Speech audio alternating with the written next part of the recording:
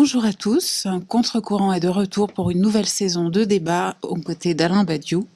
Nous sommes particulièrement heureux de l'entamer aujourd'hui en présence de l'économiste que le monde entier désormais s'arrache, Thomas Piketty, directeur d'études à l'EHESS, professeur à l'École d'économie de Paris. Son livre « Le capital au XXIe siècle » a connu un grand écho, comme on le sait, il y a un an en France.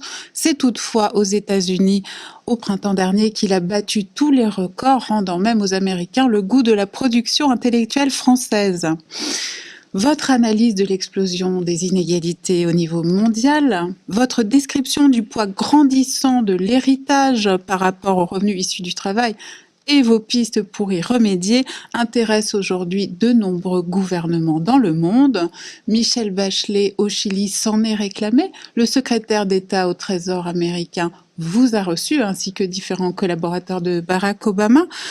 L'État chinois, dit-on, vous allez nous préciser ce point, vous a même invité à aider ses universitaires à travailler sur la question des inégalités. J'ai une première question à vous poser, Thomas Piketty.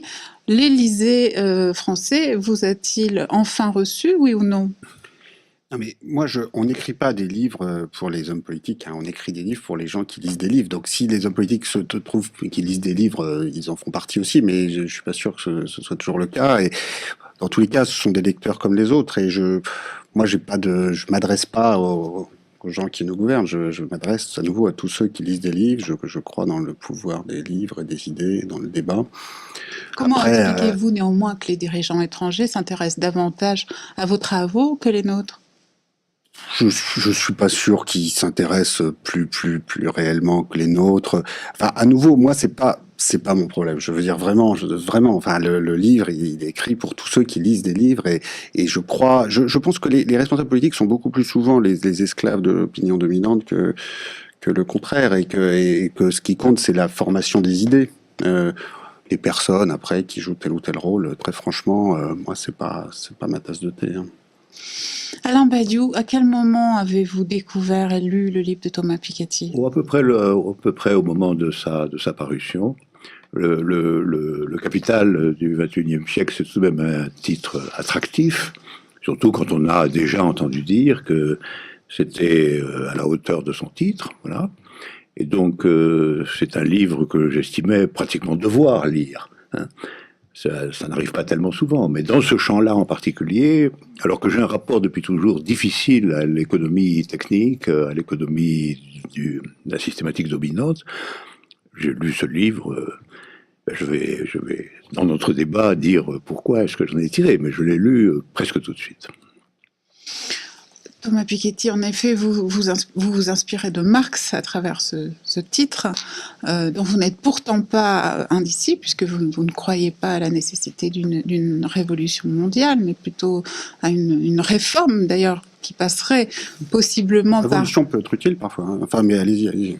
On va y revenir alors, qui passerait une réforme mondiale, notamment fiscale, puisque vous allez jusqu'à émettre l'idée dans ce livre d'un impôt mondial. Enfin, vous allez jusqu'à en esquisser les lignes. Vous, de votre côté, alors vous réclamez de l'idée communiste, mais vous n'êtes pas davantage, ce qui d'ailleurs peut choquer le sens commun de certains, vous n'êtes pas davantage marxiste. Donc peut-être que vous pourriez commencer par préciser tous les deux quel est votre rapport à la pensée de Marx exactement. Bon, le livre de Marx est pareil en 1867, là, le livre là en 2013, 2014 en anglais. Bon, il s'est passé tellement de choses, c'est pas du tout, c'est forcément, on est tous, tout le monde de façon positive ou négative est marqué par Marx, mais après, c'est forcément des façons d'écrire et des façons de se poser des questions qui n'ont rien à voir. Donc moi, j'écris d'abord un livre qui est un livre sur l'histoire des revenus et des patrimoines. Moi, je me vois pas particulièrement comme économiste, je me vois plus comme chercheur en sciences sociales. Je pense que on a perdu beaucoup de temps en sciences sociales dans des conflits de chapelle entre économistes, historiens, sociologues qui ne sont pas forcément beaucoup avancé les choses. Donc, moi, j'écris voilà, un siècle et demi après Marx, j'ai un siècle et demi de recul historique supplémentaire. J'essaye de raconter cette histoire des revenus et des patrimoines qui s'est déroulée depuis la Révolution industrielle. L'histoire que vit Marx en direct, elle en fait partie, c'est-à-dire que Marx, il écrit aussi du point de vue d'une certaine situation sociale, une situation qui est marquée par une immense stagnation des salaires, voire régression dans certains cas des salaires ouvriers de 1800 à 1860, alors que les profits industriels explosent, alors que la croissance, le PIB, même si on ne l'appelait pas comme ça à l'époque, explose. Et forcément, ça nourrit une bonne partie des analyses des années 1840, 1850, 1860 sont marquées par cette montée extrême des inégalités. Vous avez une misère urbaine plus voyante et plus terrible encore par certains côtés que la misère rurale des sociétés d'ancien régime, et avec une tentative de certaines élites économiques, financières, politiques de nier ça. Donc j'ai à la fois une sympathie par rapport à cette démarche qui est quand même de partir d'une réalité profonde de son époque, et en même temps des différences de méthode, d'approche. Mais je pense que par rapport à toutes les tentations qu'on a aujourd'hui chez une bonne partie des élites économiques, financières, politiques, et notamment des économistes, de nier ce niveau insoutenable que peuvent atteindre certaines concentrations des richesses, exactement comme à la fin du 19e siècle et dans les années qui mènent à la Première Guerre mondiale. Je pense que l'attitude de Marx est une attitude qui ne peut pas être rejetée en bloc, qui est une attitude intéressante. Après, moi personnellement, j'ai quand même eu du mal à lire Marx jusqu'au bout. Je trouve que le type d'écriture, le type de matériau n'est pas, c'est vraiment très très différent de ce que j'écris. Oui, une chose qui m'a toujours frappé, dans la mesure où je me considère quand même comme marxiste, contrairement à ce que vous dites d'un certain point de vue, c'est une conception de l'économie qui s'intègre en une vision en quelque sorte plus complexe et plus large, et que je retrouve tout de même chez vous. Je voudrais rappeler que Thomas Piketty propose d'inscrire son entreprise dans une visée politique, normative et sociale, et que donc ce n'est pas de l'économie pure, comme il vient de le rappeler d'ailleurs. Or, Marx non plus, à la fin des fins. À la fin des fins, l'intérêt ultime de Marx, qui a pourtant consacré des heures de travail considérables au bâti de son œuvre économique, n'est pas l'économie.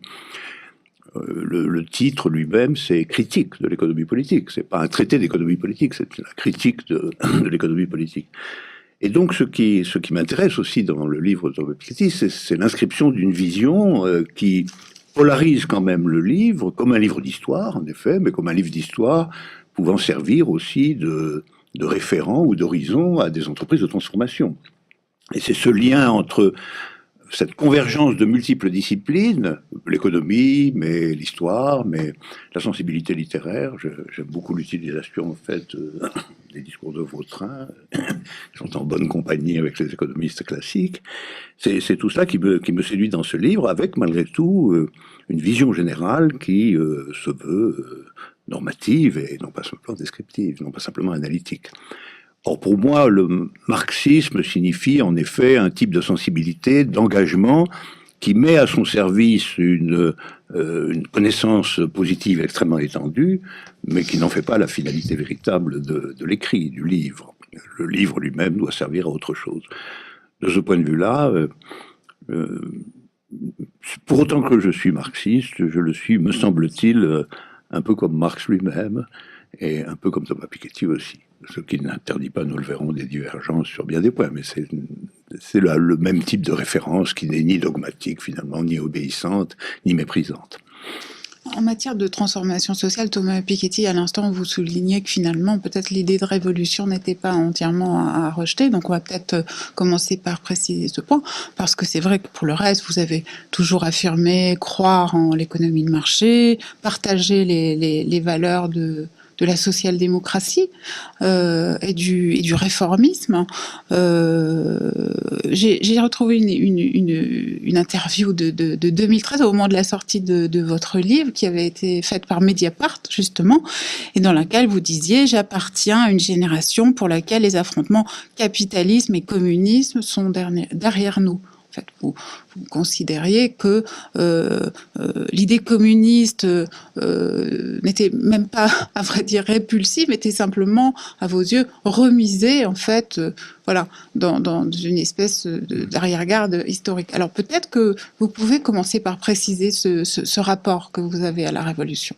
Oui, l'idée communiste sous sa forme soviétique, mais il y en a d'autres, et il y a d'autres révolutions, et il y en aura d'autres à Hong Kong ou ailleurs aujourd'hui. Enfin, c'est pas l'histoire ne s'arrête pas avec la chute du mur et la fin de l'Union soviétique.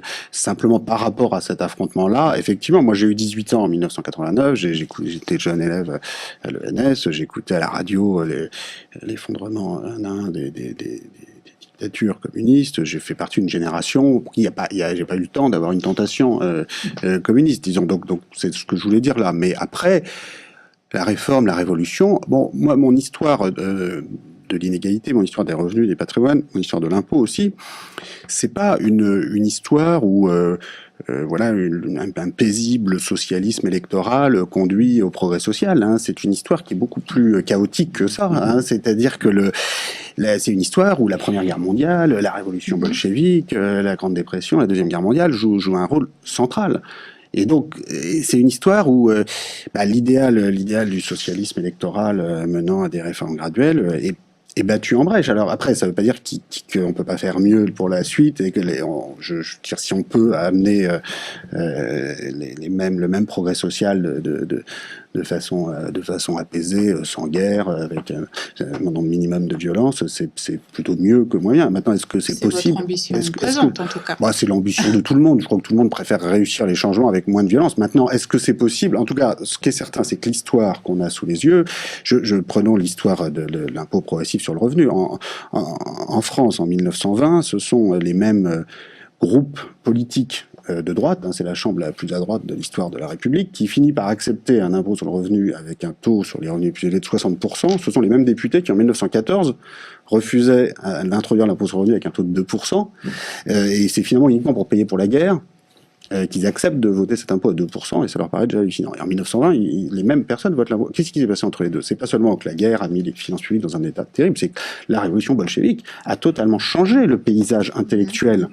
Et beaucoup d'élites se disent, bon, après tout, l'impôt progressif, finalement, c'est peut-être mieux que la révolution. Donc l'existence de ce contre-modèle communiste a joué un rôle absolument central dans l'histoire que je raconte. Et à l'inverse, l'effondrement du modèle soviétique a fait rentrer le monde dans une phase de foi démesurée dans des marchés autorégulés, dans le capitalisme. Et moi, il y a deux événements politiques qui m'ont beaucoup marqué comme jeune étudiant. Il y a la chute du mur, mais la première guerre du Golfe, hein, j'étais là en deuxième année ou troisième année à l'ENS, et cette façon dont, d'ailleurs parce que l'Union soviétique chutait, les pays occidentaux ont envoyé sans coup férir 1 million d'hommes de troupes pour aller rendre le pétrole aux émirs.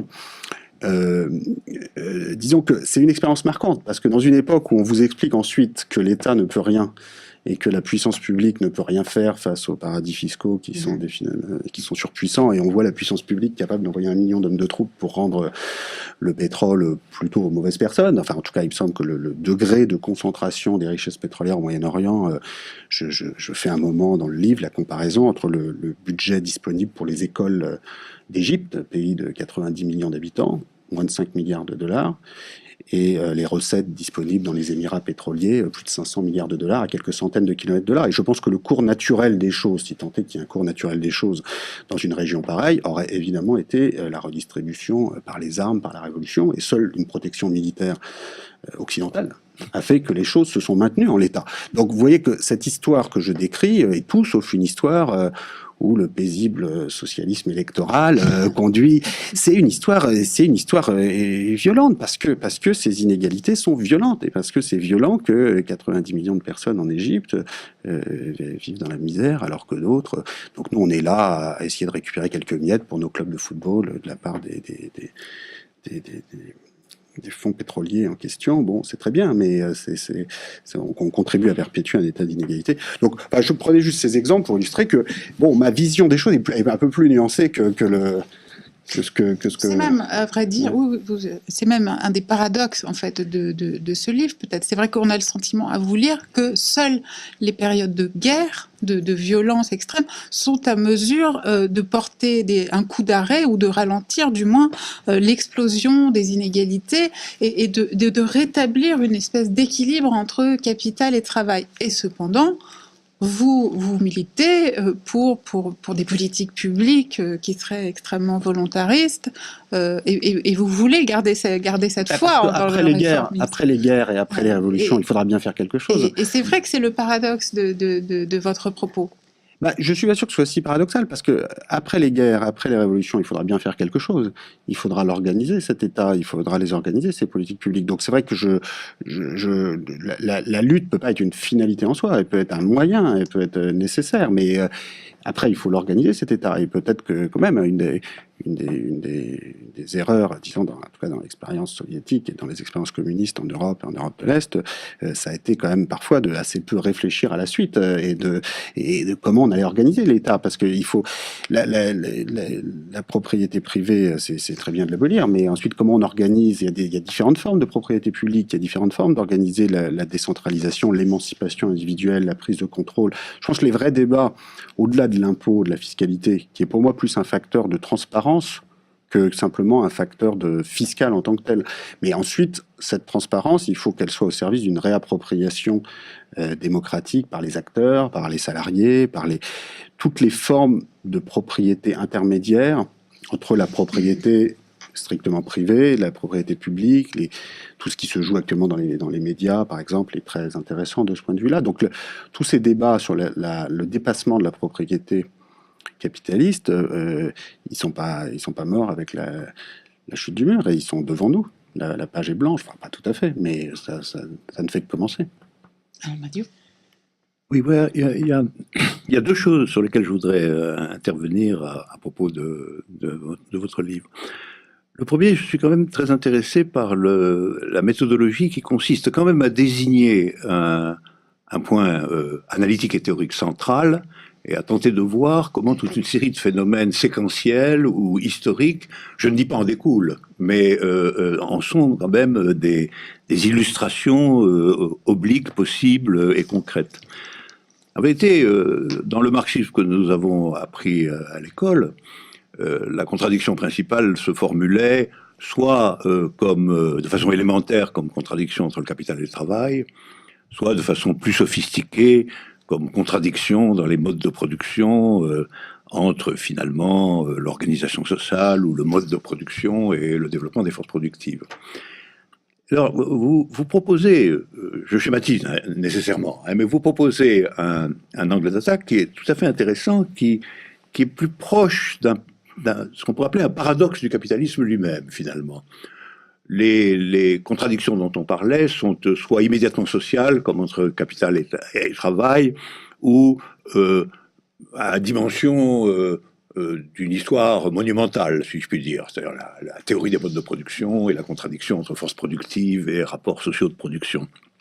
Vous constatez, enfin vous établissez en même temps, enfin vous constatez et vous établissez que au cœur de l'affaire, il y a quelque chose d'assez surprenant, en définitive, qui est la constante supériorité du taux de profit sur le taux de croissance. Alors là, on peut un point technique, donc au long cours, vous établissez que le taux de profit oscille entre 4 et 6%, et que le taux de croissance oscille entre 1 et 2. Et vous faites, c'est votre expression, de cette disharmonie, si je puis dire, entre taux de profit et taux de croissance, un élément que vous appelez, au fond, le principal paradoxe du capitalisme, puisque son aboutissement, c'est que il y a une logique générale qui, petit à petit, transforme inévitablement les entrepreneurs en rentiers. C'est-à-dire qui fait que le côté patrimonial du capitalisme se reconstitue sans cesse, et alors évidemment que toute la propagande pro-capitaliste est une propagande entrepreneuriale, production des richesses, valorisation du capital au profit de tous, etc. Ce qu'on constate, c'est que quand même, il y a une espèce de primauté, direz-vous dans un langage un peu deleuzien, de primauté du stock sur le flux, enfin quelque chose comme ça, de primauté de la stabilisation patrimoniale sur l'élan entrepreneurial. Ça, c'est très intéressant. C'est une description très intéressante. Enfin, moi, je l'ai trouvée assez frappante. Et alors, à partir de là, vous sautez quelque chose auquel je suis très attaché moi-même, mais pour des raisons entièrement différentes, qui n'ont rien à voir. C'est cette convergence abstraite qui me mobilise. Parce que, en définitive, l'histoire que vous décrivez est aujourd'hui dans une phase qu'on pourrait dire, en quelque manière, régressive. C'est-à-dire, depuis les années 80, nous avons, et vous l'étudiez de très près et de façon démonstrative, nous avons en quelque sorte un processus de retour dans un contexte général complètement modifié. L'extension, les nouvelles nations émergentes, etc., les rapports internes au capitalisme sont entièrement différenciés, mais néanmoins, sur le point qui vous sert de fil conducteur, c'est-à-dire la question des inégalités, on a, et vous le démontrez de façon extrêmement précise, on a un élément de retour. Je cite là, parce qu'il faut tout de même donner aussi aux auditeurs quelques repères internes, ils n'ont pas forcément tous lu le livre.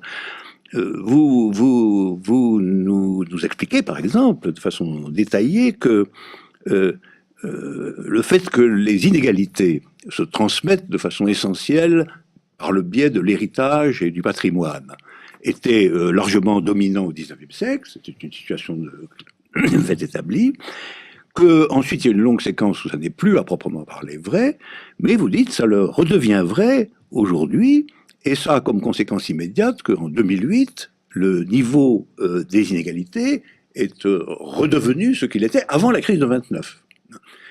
De même, vous indiquez que, je vous cite là aussi, que les cohortes nées dans le dernier tiers du siècle sont soumises au poids de l'héritage presque autant que celles du XIXe siècle ou du XXIe. Et donc, l'histoire que vous nous décrivez, et c'est très frappant quand on la voit comme un panorama, et pas simplement dans sa démonstration analytique, c'est une histoire dans laquelle tout se passe comme si un certain type de capitalisme, dans lequel justement la logique de la primauté patrimoniale s'inscrit dans le fait que le taux de profit est très supérieur au taux de croissance, et la transmission du privilège inégalitaire par le biais de l'héritage, donc toute une vision en quelque sorte romanesquement classique du capitalisme, est en train de se recomposer dans un contexte sans doute différent, mais pour la question qui vous occupe, elle se recompose. Bien. Donc nous avons un retour en arrière, malgré tout, puisque vous n'êtes pas partisan de ce retour, vous n'êtes pas partisan de la restauration du système inégalitaire antérieur. Et alors, en définitive, et comme vous l'avez rappelé là, la séquence intervallaire, la séquence entre les deux, entre cette constitution de l'inégalité capitaliste primordiale et ce retour à cette constitution patrimoniale de l'inégalité capitaliste primordiale, toute la question est tout de même de l'éclairer, du point de vue y compris de l'action, de la représentation, de l'intention, la question est de l'éclairer, et on est obligé pour ce faire de constituer en réalité la séquence entre deux, si je puis dire, comme une séquence qui, au regard de la logique du capitalisme telle que vous l'épinglez à travers la différence entre taux de profit et taux de croissance, apparaît comme une exception, apparaît comme un bouleversement exceptionnel. Vous dites d'ailleurs que, par exemple, la séquence entre 50 et 1950-1975 est une exception. Elle n'est pas paradigmatique, si je puis dire, puisqu'elle est sous condition, comme vous le rappelez tout à l'heure, des guerres, des révolutions, etc. Alors moi, je voudrais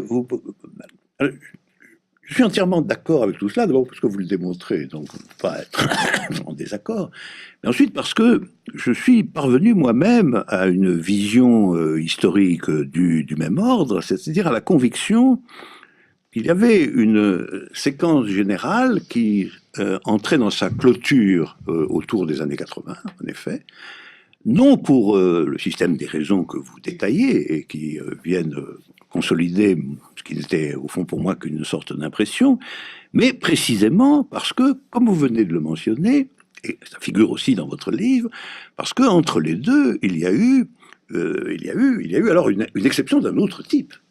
Une exception politique, une exception révolutionnaire, une exception qui a proposé une représentation générale de la société organisée de façon différente. Et finalement, votre livre nous dit quand même ceci: à partir du moment où cette exception singulière qui était de caractère idéologico-politique et qui avait ses appuis d'études économiques propres dans le marxisme classique, etc., s'est effondrée, la nature organique du capitalisme réapparaît finalement. C'est quand même ça la vision générale. Et cette nature organique du capitalisme, elle est effectivement centrée en définitive sur la propriété privée et sa transmission familiale sous différentes formes. C'est-à-dire, elle constitue, elle reconstitue une classe privilégiée, extrêmement privilégiée dans ses strates les plus élevées, qui, d'autre part, est une classe, en vérité, largement héréditaire à la fin des fins. Puisque la part du patrimoine paraît finalement, en fin de compte, l'emporter sur la part des valorisations du capital de type productif. Alors, il me semble quand même que tout ceci n'est pas réductible au simple mouvement des lois économiques, puisque des dimensions proprement événementielles interviennent avec une force considérable, comme vous le rappelez, et non seulement des formes événementielles, mais des forces idéologico-théoriques, d'une amplitude et d'une massivité, en quelque sorte historique, considérable. Et non, j'ai l'impression qu'il y a un contraste, enfin, moi je lis ce contraste entre, comment dirais-je, le côté structural et quelque peu massif et épique de la description que vous faites de l'histoire du capital, où on voit bien qu'un mouvement foncier de création et de recréation inégalitaire se développe, puis s'interrompt pendant un temps pour des raisons extrêmement complexes d'ailleurs et variées, mais finalement selon un registre suffisamment exceptionnel pour que quand on est débarrassé de l'obstacle que constituait l'idée communiste, appelons-le comme ça, quand on est débarrassé de cet obstacle, eh bien, les affaires peuvent reprendre comme avant. Les affaires peuvent reprendre comme avant. Et alors, je trouve qu'il y a un contraste entre ça, qui est un diagnostic que je partage. Il m'arrive quelquefois de dire que nous sommes revenus, en réalité, je recule plus que vous, enfin, aux années 1840, je dirais quelque chose comme ça, c'est-à-dire au moment où tout est à recommencer, finalement, puisqu'il faut reconstituer une vision hétérogène, en faisant le bilan de ce qui s'est passé. Alors ça, cette vision large, et puis les propositions, alors pour reprendre votre vocabulaire, les visées politiques, normatives et sociales qui soutiennent vos derniers chapitres, et qui me paraissent, au regard même de la description que vous proposez, décevantes. Parce que, en vérité, un impôt progressif et mondial sur le capital, c'est une idée d'une extraordinaire abstraction tant qu'elle n'est rapportée à aucun espace politique possible. Alors, c'était la question que je vous poserais finalement.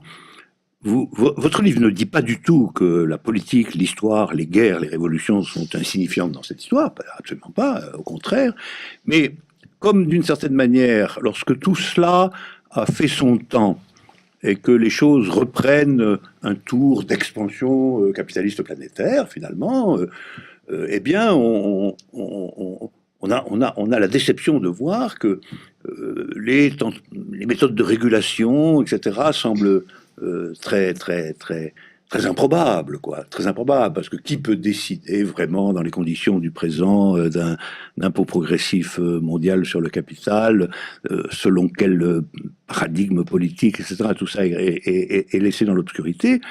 Et en plus, quand vous donnez des perspectives d'ensemble, je terminerai là-dessus, objectives, c'est-à-dire quand vous dites, quand vous entrez dans la supposition, par exemple, que les puissances émergentes aient fini le travail de rattrapage d'ici un certain nombre de décennies, vous dites que le résultat sera une situation à peu près comparable à celle de la France, avec des taux de croissance avoisinants ou même inférieurs à 1%, et pas du tout les grandes et glorieuses performances économiques des États-Unis ou de l'immédiate après-guerre. Donc c'est une promesse pauvre tout de même, ça. C'est une promesse qui n'est pas enthousiasmante. Voilà. Et votre analyse est épique, mais votre conclusion ne l'est pas. Peut-être pour résumer la question d'Alain Badiou pour ceux qui nous écoutent, maintenant que le bloc, en définitive communiste, s'est effondré, qu'est-ce qui peut encore faire peur aux capitalistes? Qu'est-ce qui peut freiner l'expansion du capital que vous ne cessez de décrire d'ailleurs dans ce livre sur une longue période historique? Oui, il faudra des luttes, hein, ça va pas se faire comme ça. Moi, j'ai jamais dit que ça allait se faire comme ça. Je veux dire que l'histoire, moi, j'essaye surtout d'analyser l'histoire passée hein, dans ce livre, et c'est vrai que j'ai pas la prétention d'analyser les mouvements sociaux et politiques futurs, mais j'écris dès l'introduction, dès les premières lignes de l'introduction.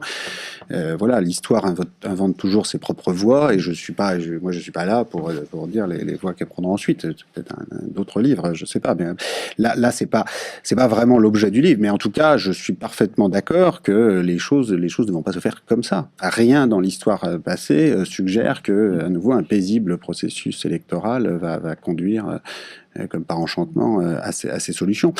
Il n'empêche qu'il ne me semble pas inutile d'y réfléchir. Et donc refuser de réfléchir à cette solution au motif qu'il va falloir des luttes, des mouvements d'une ampleur considérable pour y arriver, me semble être une attitude un peu, comment dirais-je, conservatrice, puisque c'est souvent l'attitude des conservateurs, consistant à dire tout ça est utopique, tout ça n'arrivera pas, donc n'y réfléchissons pas. Je pense que c'est quand même utile d'y réfléchir. Pour le bilan du siècle passé, alors là, je suis parfaitement d'accord sur cette importance considérable du contre-modèle communiste. Et vraiment, je l'écris à chaque ligne, à chaque chapitre. Enfin, elle est là.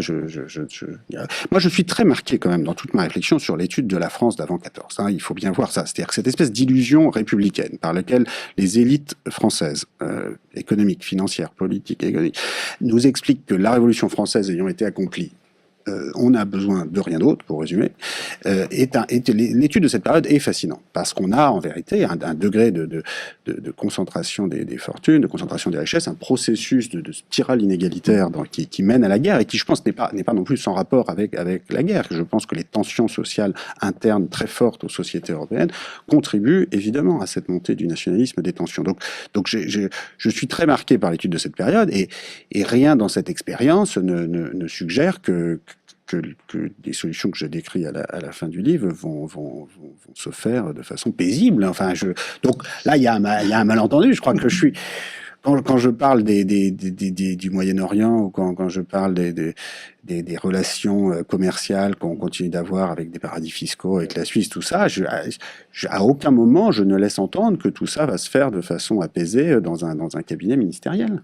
Enfin, je crois pas, hein, vraiment. Donc, je suis parfaitement d'accord. Alors après, est-ce que pour autant je suis capable d'indiquer dans ce livre la forme que prendront ces mouvements sociaux et politiques? Non, c'est vrai, j'avoue, le livre ne fait pas ça. Le livre ne fait pas ça, mais il n'en nie absolument pas l'importance. Mais je suis d'accord. Je ne vous imputais pas de prétendre que les choses allaient se passer dans la douceur. On a plutôt l'impression, quand on arrive à la fin de votre livre, qu'elles vont pas se passer du tout. C'est plutôt ça le problème. Et pour une raison quand même importante, c'est que, en définitive, ayant procédé à cette description dans la figure du retour, on pourrait attendre que vous proposiez que, idéologiquement aussi, il y ait un retour. C'est-à-dire que, finalement, puisque la logique capitaliste de l'explosion des inégalités, de sa constitution patrimoniale, de sa transmission par l'héritage, etc., nous ramène descriptivement, invinciblement, justement à la période qui vous a tant marqué, la période et que vous décrivez dans des termes que j'approuve absolument, c'est-à-dire cette espèce d'illusion plaqué sur une situation d'inégalité monstrueuse, etc. Si on revient là, mais peut-être faut-il revenir aussi, et symétriquement, à ce qui s'y est opposé à l'époque.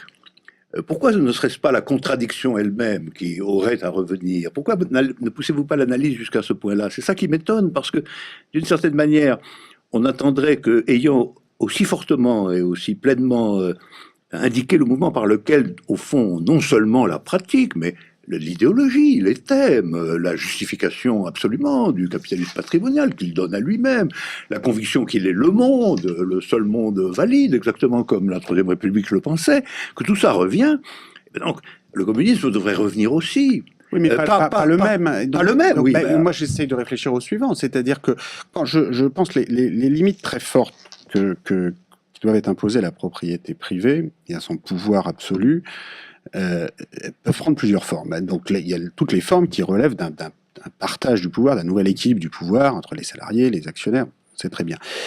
Il ne faut pas sous-estimer complètement la forme fiscale. C'est-à-dire que quand vous avez, si le taux d'imposition sur les patrimoines est plus important peut atteindre, je mentionne, 10% par an. Ça veut dire que la propriété, c'est le droit de propriété lui-même qui est remis en cause d'une façon très, très redoutable. Et puis, s'il faut que ce soit 20%, 30%, allons-y. Mais de façon permanente chaque année, ça veut dire que c'est le droit de propriété lui-même qui est limité dans le temps, et surtout sa pérennité dans le temps, parce que 10% par an, au bout de 10 ans, il n'y a plus de propriété. Donc ça veut dire que la pérennité dans le temps du pouvoir que confère la propriété peut être remise en cause d'une façon extrêmement radicale, et je pense en particulier que c'est beaucoup plus radical, par exemple, que les discussions sur les questions de répudiation de dette publique, qui ne font peur à aucun milliardaire, parce qu'aucun milliardaire ne détient rien en dette publique. Donc c'est autrement plus radical de parler d'impôt progressif sur le capital que les propositions pseudo-radicales que j'entends ici ou là sur la répudiation de la dette. Donc, enfin, parlons-en, mais je crois vraiment que oui, tout ça va pas se faire naturellement, mais ça n'empêche pas de réfléchir à la suite, la façon dont on veut organiser la propriété, la fiscalité dans un cadre nouveau.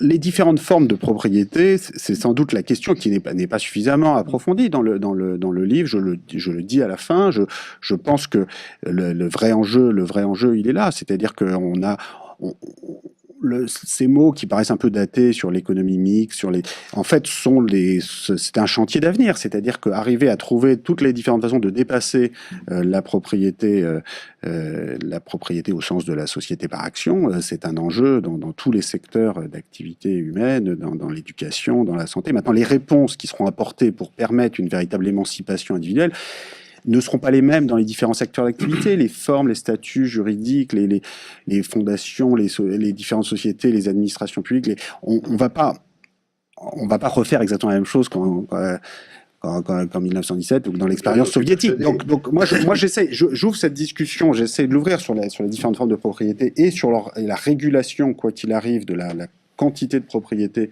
qu'une personne peut détenir et faire en sorte qu'elle ne puisse pas se perpétuer dans le temps. Voilà, cette discussion n'est couverte à la fin parce que je pense que j'aurais été gêné d'arrêter le livre à la fin de la partie 3, mais je reconnais bien volontiers que la partie 4 n'est qu'au mieux qu'une introduction superficielle à ce que devrait être une perspective pour l'avenir.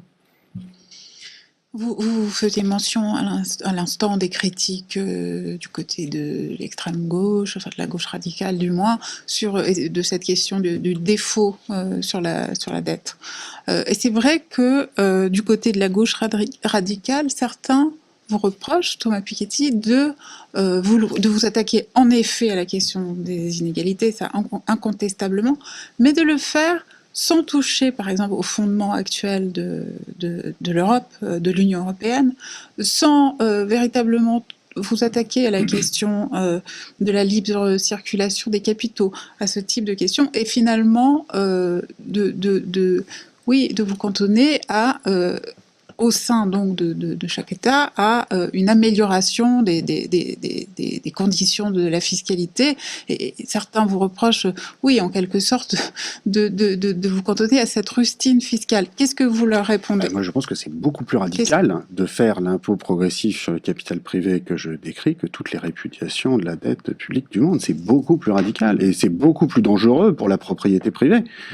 Et là, je pense que ce serait une erreur de perspective complète de s'imaginer que voilà la répudiation de la dette, c'est très bien, sauf que les patrimoines importants, les milliardaires qui dirigent l'économie ne possèdent pas de dette publique. Ils possèdent des actions, ils possèdent parfois de l'immobilier, ils possèdent des entreprises, mais la dette publique ne les concerne pas. Donc, s'imaginer qu'on va remettre en cause leur pouvoir et qu'on va aller à une société moderne comme ça, une meilleure comme ça, en répudiant la dette, je pense que pour le coup, c'est vraiment une illusion. Donc je crois que là, il y a une erreur de perspective qui est peut-être commise par une partie de la gauche radicale qui ne prend pas suffisamment l'impôt au sérieux, c'est-à-dire qu'on a besoin de repenser cette forme de façon radicale, cette forme d'action de redistribution qui est l'impôt. Maintenant, il y a plein d'autres formes. L'inflation peut être redoutablement puissante comme mode de redistribution des richesses, avec à la fin un ciblage social de qui en fait les frais et de qui en bénéficie, qui peut être parfois, qui ne va pas forcément dans le sens qu'on souhaite au départ. Après, sur les formes d'action nationale, internationale, paisible, pas paisible, Franchement, moi, le fond de ma pensée, c'est que c'est difficile de faire c'est difficile d'imaginer un scénario d'union démocratique européenne. Je crois je pense que les institutions européennes actuelles sont totalement incapables de conduire la moindre politique de progrès social ou fiscal dans le sens où je l'envisage. C'est-à-dire que je pense qu'on est dans une confrontation d'intérêts nationaux à travers les chefs d'État, dans une règne de l'unanimité qui interdit de faire quoi que ce soit.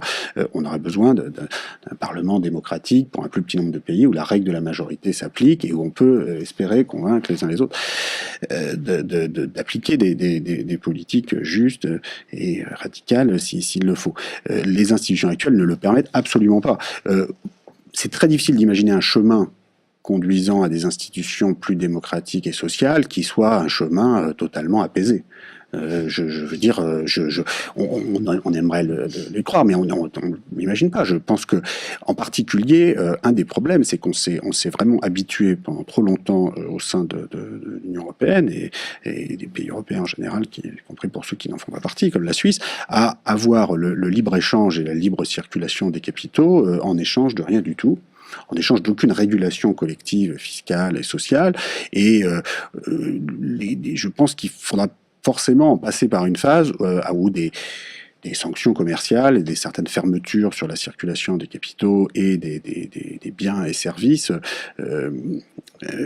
seront nécessaires. C'est-à-dire, je ne peux pas imaginer que des sanctions, si les sanctions ne sont pas mises à exécution, alors c'est pas exactement la bombe nucléaire sur la Suisse, mais c'est quand même des formes de sanctions économiques, sociales fortes, et c'est très difficile d'imaginer un scénario où tout ça se passe tranquillement. Oui, en vérité, moi je suis d'accord avec vous sur un point, c'est que je ne pense pas que la figure de l'ultra-gauche centrant la chose sur la dette et en fin de compte centrant la chose sur une contradiction latente entre les virtualités nationales et la bureaucratie européenne soit pertinente du point de vue de l'analyse de la situation actuelle. Je ne pense pas que ce soit là que se situent les difficultés. Mais enfin, moi je voudrais faire preuve d'un travers de philosophe tout de même. Je reste quand même convaincu que vous installez votre description du retour du capitalisme à son être primordial, établi et déployé au XIXe siècle, interrompu par d'extrêmes violences, par l'expérience bolchevique, par les guerres pendant un temps et reprenant son cours. Vous l'accompagnez vous accompagnez tout cela dans une situation de faiblesse idéologique, parce que, en fait, nous vivons malgré tout idéologiquement dans un triomphalisme de tout cela. Un triomphalisme du capitalisme qui a remporté la guerre, finalement, contre l'alternative. À ne pas dire que ce que nous devons reconstruire intégralement, c'est cette alternative elle-même, on est évidemment dans une position semi-défensive, malgré tout.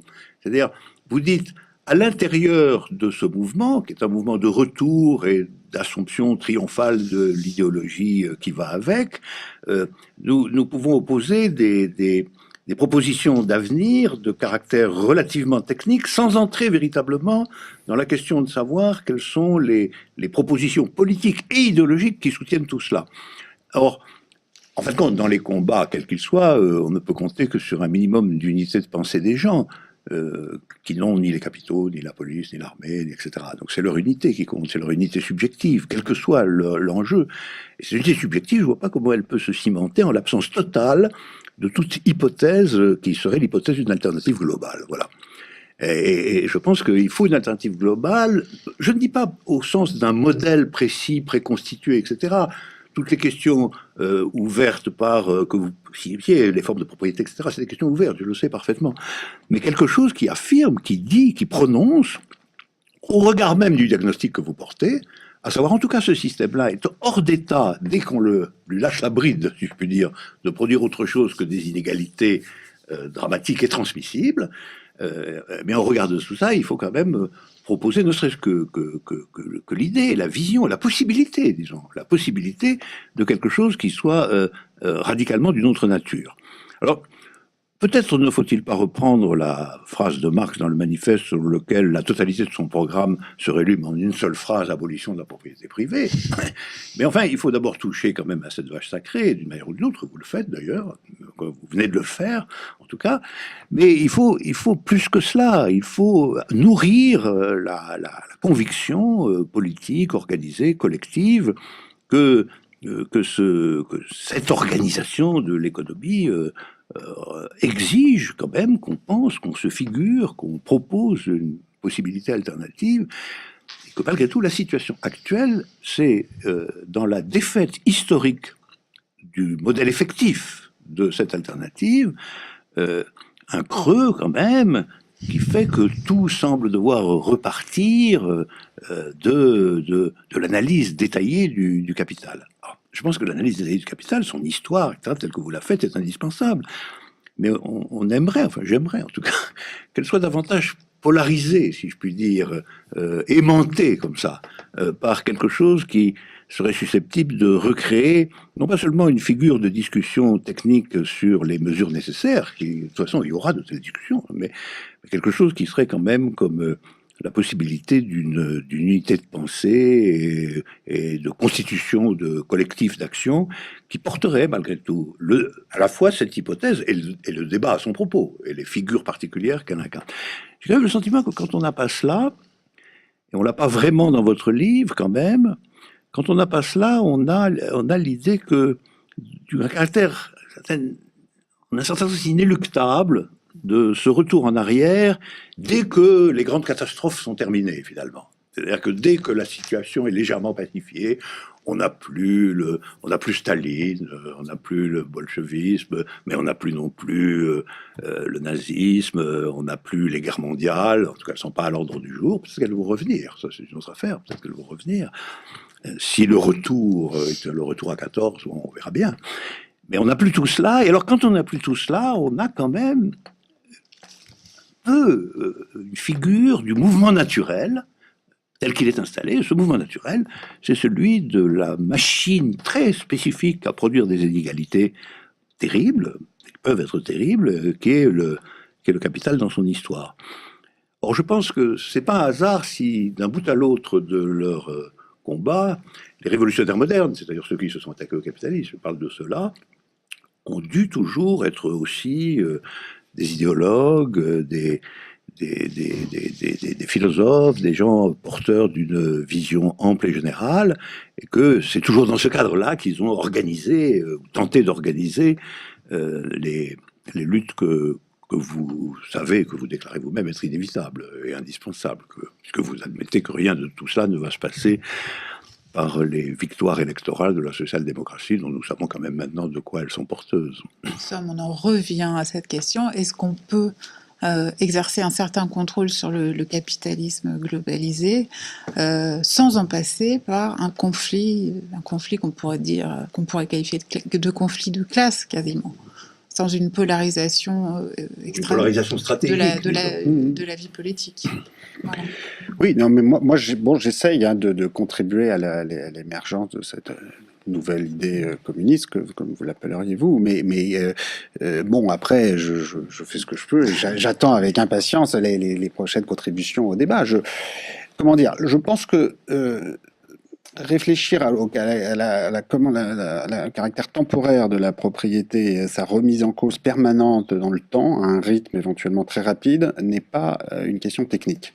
Et que c'est une question qui va assez au fond de ce qu'est la propriété, son rapport avec le temps, et donc je pense que c'est pas seulement technique, et je pense que quelles que soient les formes que prendront les mouvements sociaux et les luttes de l'avenir, cette question est importante, et donc j'essaye de contribuer à cette réflexion conceptuelle sur la façon dont on peut organiser la propriété, sa limitation, et en même temps, je me fais pas d'illusions sur le fait que, comme je l'indique à la fin du livre, les formes concrètes de la démocratie et de la limitation de la propriété et de son pouvoir sur les vies sont encore et toujours à réinventer, et je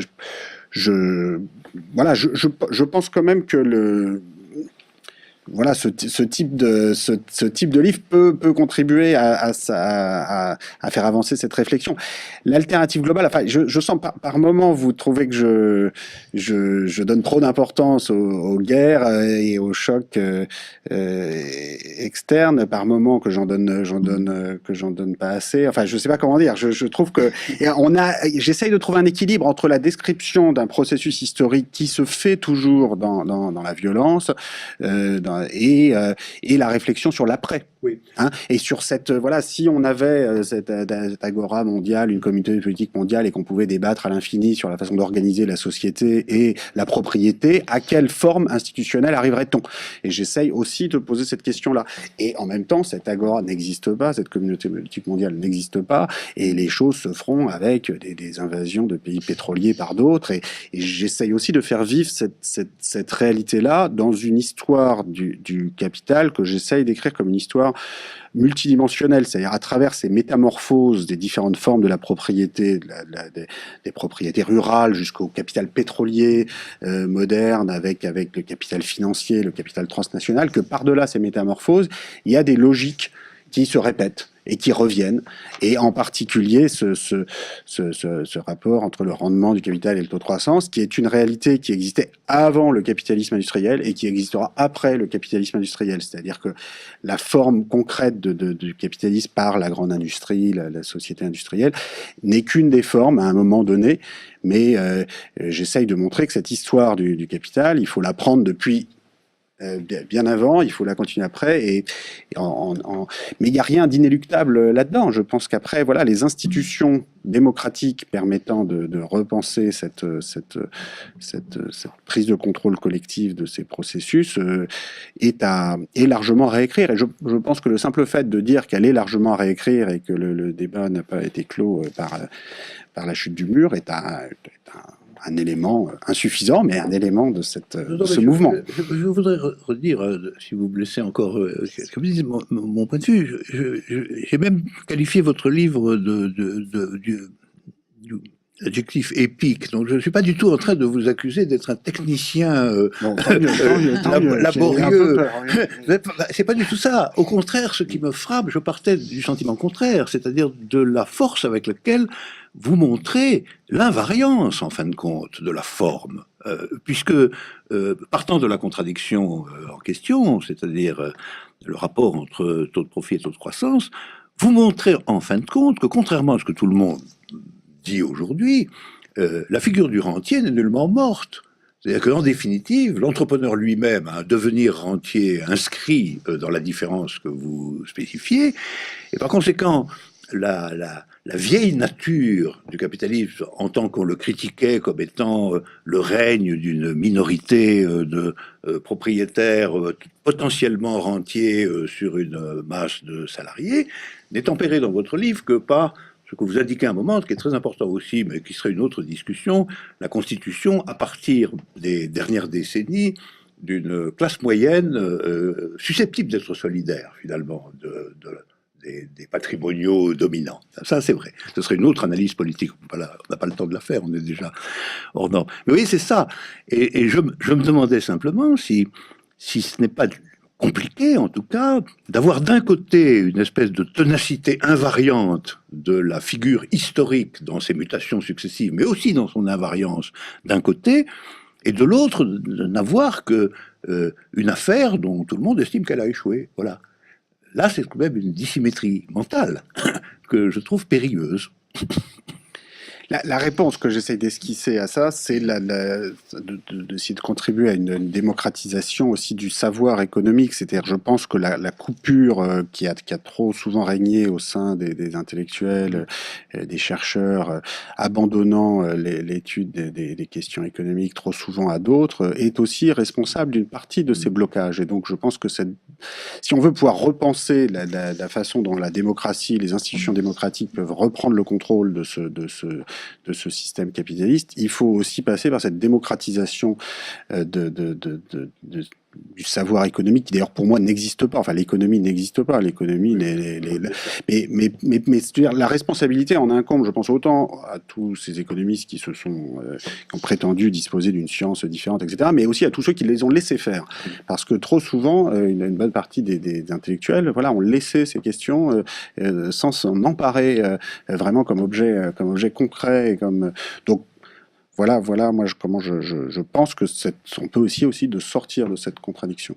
C'est l'intérêt que votre livre ait été écrit et soit si complètement lu, de fait. Merci. Merci Thomas Piketty de nous avoir rendu visite. À très bientôt pour une nouvelle édition de Contre-courant. Une vision en quelque sorte plus complexe et plus large et que je retrouve tout de même chez vous.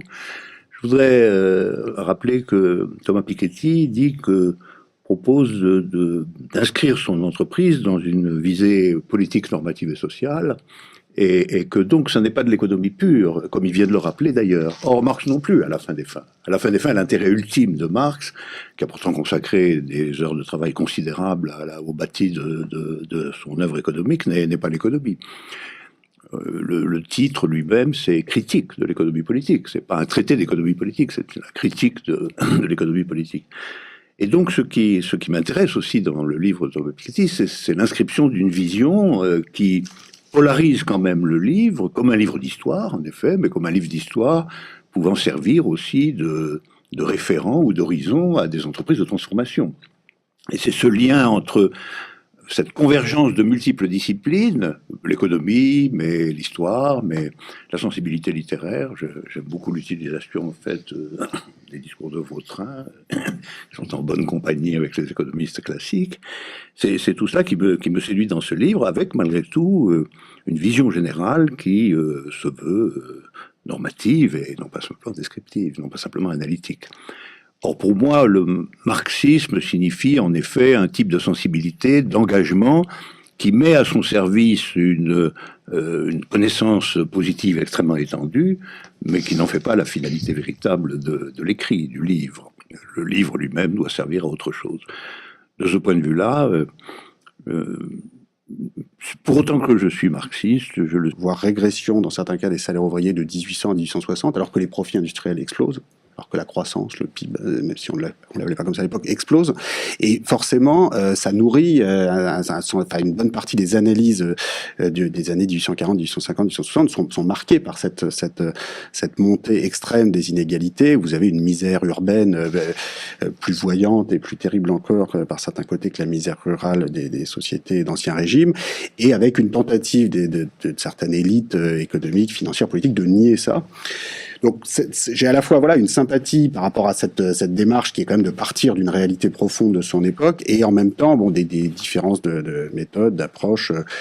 Mais je pense que par rapport à toutes les tentations qu'on a aujourd'hui chez une bonne partie des élites économiques, financières, politiques, et notamment des économistes, de nier ce niveau insoutenable que peuvent atteindre certaines concentrations des richesses, exactement comme à la fin du 19e siècle et dans les années qui mènent à la Première Guerre mondiale. Je pense que l'attitude de Marx est une attitude qui ne peut pas être rejetée en bloc, qui est une attitude intéressante. Après, moi personnellement, j'ai quand même eu du mal à lire Marx jusqu'au bout. Je trouve que le type d'écriture, le type de matériau n'est pas, c'est vraiment très très différent de ce que j'écris. Oui, une chose qui m'a toujours frappé, dans la mesure où je me considère quand même comme marxiste, contrairement à ce que vous dites d'un certain point de vue, c'est une conception de l'économie qui s'intègre. Moi, je m'adresse pas aux gens qui nous gouvernent. Je m'adresse à nouveau à tous ceux qui lisent des livres. Je crois dans le pouvoir des livres et des idées, dans le débat. Comment expliquez-vous néanmoins que les dirigeants étrangers s'intéressent davantage à vos travaux que les nôtres ? Je suis pas sûr qu'ils s'intéressent plus réellement que les nôtres. Enfin, à nouveau, moi, c'est pas mon problème. Je veux dire vraiment.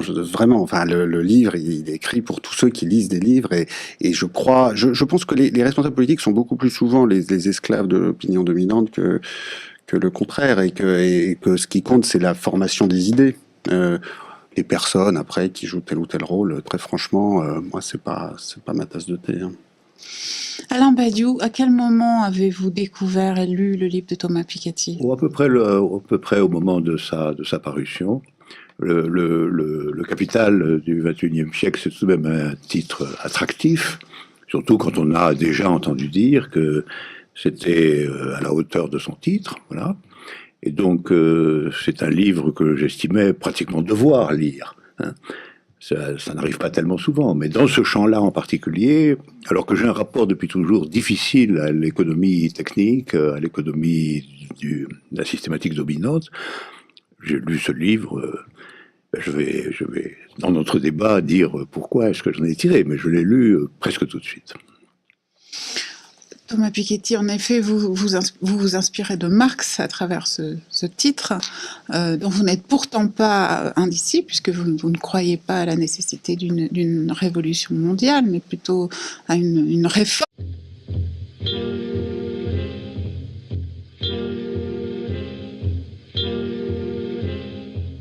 Bonjour à tous, Contre-courant est de retour pour une nouvelle saison de débat aux côtés d'Alain Badiou. Nous sommes particulièrement heureux de l'entamer aujourd'hui en présence de l'économiste que le monde entier désormais s'arrache, Thomas Piketty, directeur d'études à l'EHESS, professeur à l'École d'économie de Paris. Son livre « Le capital au XXIe siècle » a connu un grand écho, comme on le sait, il y a un an en France. C'est toutefois aux États-Unis, au printemps dernier, qu'il a battu tous les records, rendant même aux Américains le goût de la production intellectuelle française. Votre analyse de l'explosion des inégalités au niveau mondial, votre description du poids grandissant de l'héritage par rapport aux revenus issus du travail et vos pistes pour y remédier intéressent aujourd'hui de nombreux gouvernements dans le monde. Michelle Bachelet au Chili s'en est réclamé. Le secrétaire d'État au Trésor américain vous a reçu, ainsi que différents collaborateurs de Barack Obama. L'État chinois, dit-on, vous allez nous préciser ce point, vous a même invité à aider ces universitaires à travailler sur la question des inégalités. J'ai une première question à vous poser, Thomas Piketty. L'Élysée français vous a-t-il enfin reçu, oui ou non? Non mais moi, on n'écrit pas des livres pour les hommes politiques, hein, on écrit des livres pour les gens qui lisent des livres. Donc si les hommes politiques se trouvent qui lisent des livres, ils en font partie aussi, mais je suis pas sûr que ce soit toujours le cas. Et dans tous les cas, ce sont des lecteurs comme les autres. Et D'ailleurs, qui passerait possiblement la révolution peut être utile parfois. Hein. Enfin, mais allez-y. On va y revenir alors, qui passerait une réforme mondiale, notamment fiscale, puisque vous allez jusqu'à émettre l'idée dans ce livre d'un impôt mondial. Vous allez jusqu'à en esquisser les lignes. Vous, de votre côté, Alain, vous réclamez l'idée communiste, mais vous n'êtes pas davantage, ce qui d'ailleurs peut choquer le sens commun de certains, vous n'êtes pas davantage marxiste. Donc peut-être que vous pourriez commencer par préciser tous les deux quel est votre rapport à la pensée de Marx exactement. Bon, le livre de Marx est pareil en 1867, là, le livre là en 2013, 2014 en anglais. Bon, il s'est passé tellement de choses, c'est pas du tout, c'est forcément, on est tous, tout le monde de façon positive ou négative est marqué par Marx, mais après, c'est forcément des façons d'écrire et des façons de se poser des questions qui n'ont rien à voir. Donc moi, j'écris d'abord un livre qui est un livre sur l'histoire des revenus et des patrimoines. Moi, je me vois pas particulièrement comme économiste, je me vois plus comme chercheur en sciences sociales. Je pense que on a perdu beaucoup de temps en sciences sociales dans des conflits de chapelle entre économistes, historiens, sociologues qui ne sont pas forcément beaucoup avancé les choses. Donc, moi, j'écris un siècle et demi après Marx, j'ai un siècle et demi de recul historique supplémentaire. J'essaye de raconter cette histoire des revenus et des patrimoines qui s'est déroulée depuis la Révolution industrielle. L'histoire que vit Marx en direct, elle en fait partie, c'est-à-dire que Marx, il écrit aussi du point de vue d'une certaine situation sociale, une situation qui est marquée par une immense stagnation des salaires